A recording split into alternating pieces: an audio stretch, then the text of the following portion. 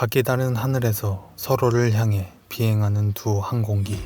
잠시 후 관제탑에서는 두 항공기의 안전한 경로를 확보하기 위해 교신을 시작했다. 조종실 승무원은 관제사의 지시에 따라 고도를 유지한다. 하지만 이내 한 항공기의 조종실은 혼란에 휩싸였다. 기장이 급히 기술을 들어올리는 그 순간 두 항공기는 14,000피트 상공에서 충돌, 이내 지상으로 추락하기 시작했다. 1996년 11월 12일 인도 델리. 인디라 간디 국제공항의 관제탑은 그날도 쉴 새 없이 밀려드는 비행기들로 분주했다. 당시 델리 공항의 항공 교통량은 낡은 관제 시설이 감당하기에는 벅찬 수준이었다.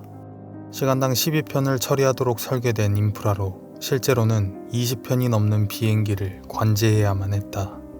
그날 저녁도 어김없이 관제사 VK 두타는 동료에게서 헤드셋을 넘겨받고 익숙하게 관제석에 앉아 복잡한 하늘을 통제하기 시작했다.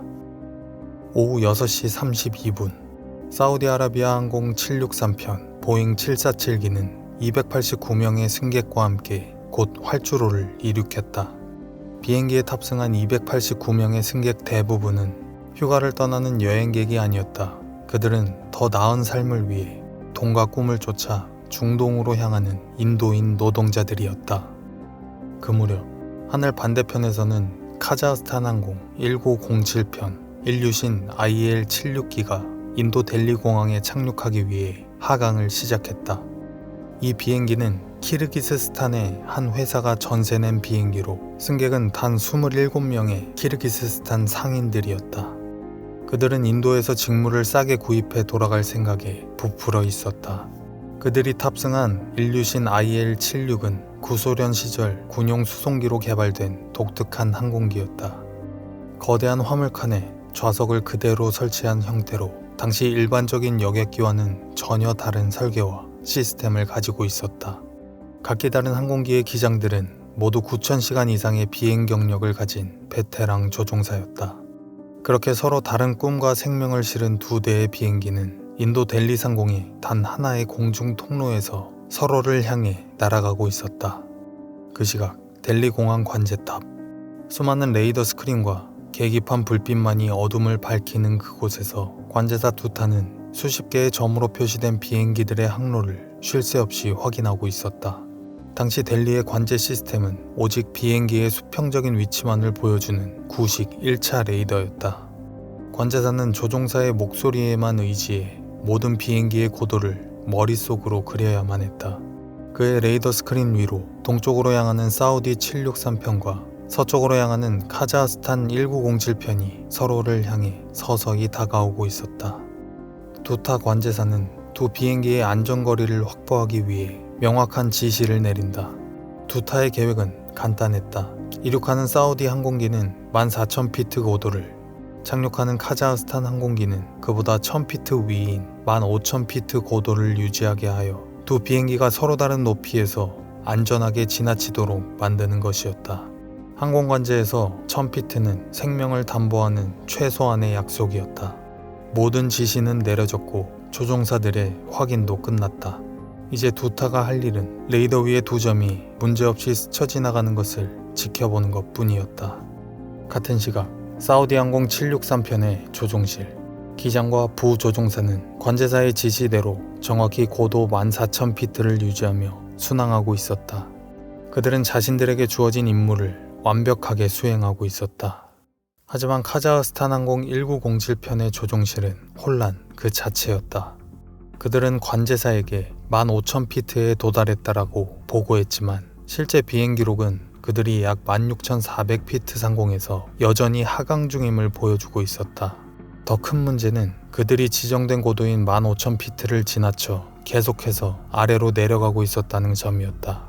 고도계의 숫자는 시시각각 줄어들고 있었지만 조종실의 그 누구도 이 사실을 지적하지 않았다. 상황을 뒤늦게 파악한 기장이 당황하며 물었다. 이 한마디는 베테랑 조종사가 자신의 비행기가 몇 피트 상공에 있는지도 모르는 총체적인 난국에 빠졌음을 보여주는 것이었다. 무선 통신수가 다급하게 외쳤다. 기장은 실수를 깨닫고 엔진 출력을 최대로 높여 기술을 올리려 했지만 이미 너무 늦었다.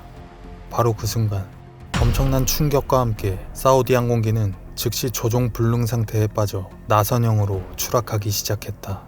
조종실에서는 마지막 순간을 직감한 조종사의 처절한 기도 소리가 녹음되었다. 카자흐스탄 항공기 역시 왼쪽 날개와 꼬리 부분이 찢겨나가며 통제 불능 상태로 추락했다. 두동강난 비행기의 잔해는 그렇게 인도의 들판으로 떨어졌다. 관제사 두타는 응답 없는 두 비행기를 필사적으로 호출하고 있었다. 바로 그때 관제탑의 무전기에서 다급한 소리가 터져나왔다. 인근을 비행하던 미 공군 화물기의 조종사였다. 그의 목격담은 두타가 마음속으로 그리던 최악의 시나리오가 현실이 되었음을 알리는 신호였다. 잠시 후 조종사는 구름 아래로 갈라져 떨어지는 두 개의 불덩이를 추가로 보고했다. 추락 지점의 주민들은 당시 땅이 흔들리는 듯한 거대한 소리를 들었고 잠시 후 하늘에서 불타는 비행기의 잔해가 비처럼 쏟아져 내렸다고 증언했다.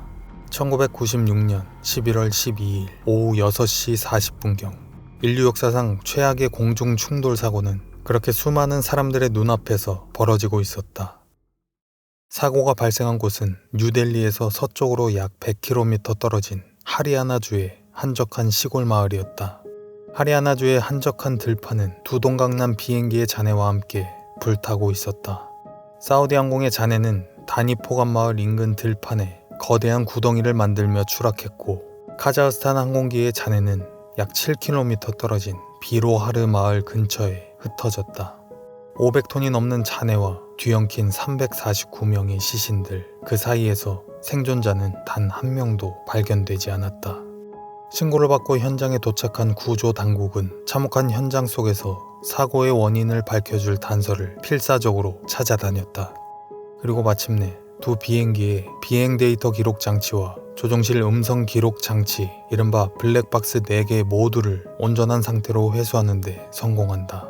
이제 곧 이 블랙박스 속에 담긴 충돌 직전의 진실들을 들여다볼 수 있었다.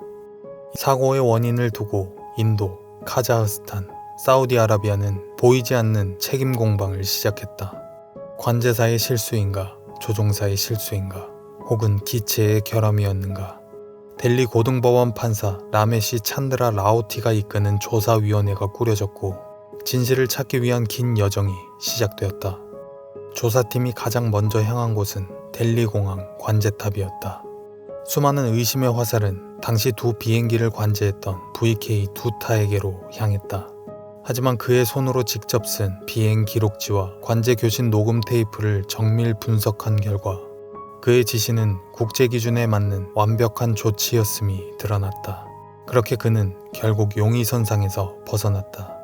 사우디 항공 763편은 관제사의 지시대로 고도 14,000피트를 단 한 치의 오차도 없이 완벽하게 유지하고 있었다는 사실이 확인되었다.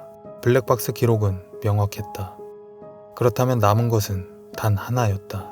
이제 모든 의문은 지시를 어기고 하강했던 카자흐스탄 항공 1907편의 조종실로 향했다.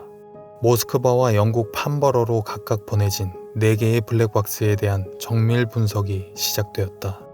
조사관들이 가장 먼저 주목한 것은 카자흐스탄 조종사들의 영어 실력이었다.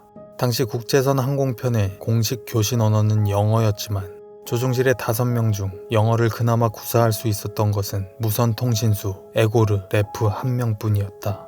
조사위원회는 이 언어 장벽이 관제사의 지시를 잘못 해석하는 결정적인 원인이 되었을 것이라고 지적했다.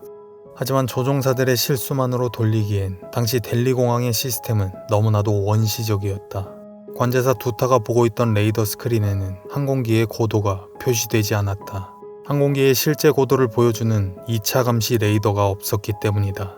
그는 오직 교신을 통한 조종사의 보고만을 믿어야 했고 당시 카자흐스탄 항공기가 잘못된 보고를 하고 아래로 내려오고 있다는 사실을 알 방법은 없었다.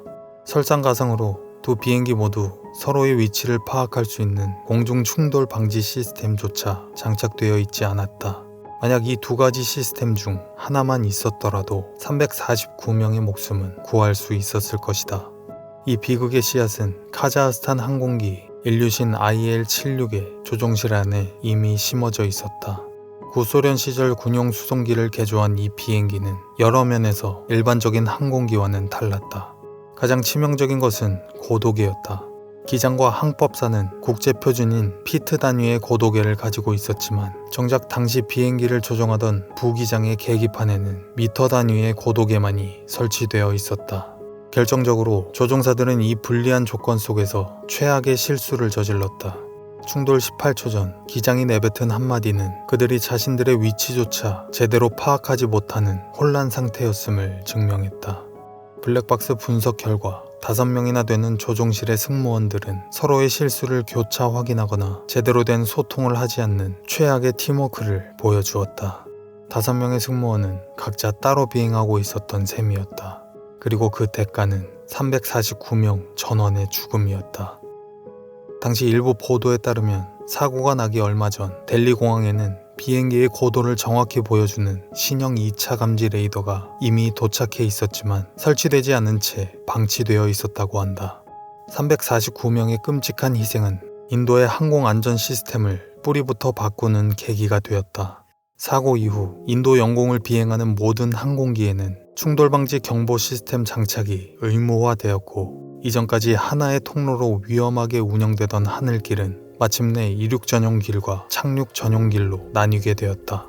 자신의 눈앞에서 349명의 죽음을 막지 못했던 관제사 VK 두타. 그는 법적으로는 아무런 책임이 없었지만 그날의 기억은 평생 그를 따라다녔다. 훗날 그는 자신과 같은 비극을 다른 이들이 겪지 않도록 후배 관제사들을 가르치는 강사가 되었다고 전해진다. 단 한 번의 실수가 349명의 생명을 앗아갔다. 하지만 그들의 희생으로 인도의 하늘은 조금 더 나아질 수 있었다. 그날의 비극을 기억하며 또 다른 관제사는 그 자리에 앉아 오늘날에도 그들의 하늘길을 인도하고 있다.